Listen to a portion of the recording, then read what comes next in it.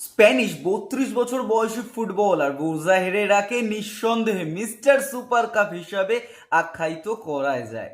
ISL এর মঞ্চে তার কিন্তু আগমন ঘটে হায়দ্রাবাদ এফসি জার্সিতে, পরবর্তীতে ইস্টবেঙ্গল এবং তার পরবর্তীতে এফসি গোয়া। হায়দ্রাবাদ, ইস্টবেঙ্গল বা এফসি গোয়া তিন দলের মধ্যে দুই দল ইস্টবেঙ্গল এবং অবশ্যই এফসি গোয়া দুটো দলেই তার কন্ট্রিবিউশন কিন্তু দুর্দান্ত। অবশ্যই হায়দ্রাবাদ এফসি জার্সিতে দুর্দান্ত পারফরমেন্স করলেও ইস্টবেঙ্গলের বহু বছরের ট্রফি খরা কাটিয়ে তিনি যে সুপার কাপ এনে দেওয়ার পেছনে মুখ্য কারিগর ছিলেন সেটা তার সুপার কাপের পারফরমেন্স দেখলেই বোঝা যায়।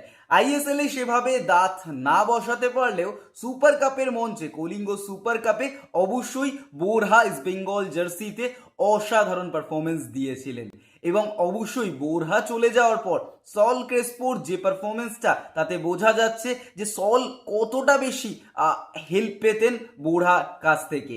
যদি ক্লাব ওয়াইজ তার গোল এবং অ্যাসিস্টের স্ট্যাটস দেখা যায় সেখানে আমরা অবশ্যই দেখব যে তিনি কিন্তু হায়দ্রাবাদ এফসির হয়ে 30টা ম্যাচ খেলেছেন, 5টা গোল এবং 9টা অ্যাসিস্ট করেছেন। এফসি গোয়ার হয়ে 40টা ম্যাচে 12টা গোল এবং 7টা অ্যাসিস্ট করেছেন। ইস্টবেঙ্গলের হয়ে 19টা অ্যাপিয়ারেন্সে 1টা গোল এবং 3টে অ্যাসিস্ট করেছেন।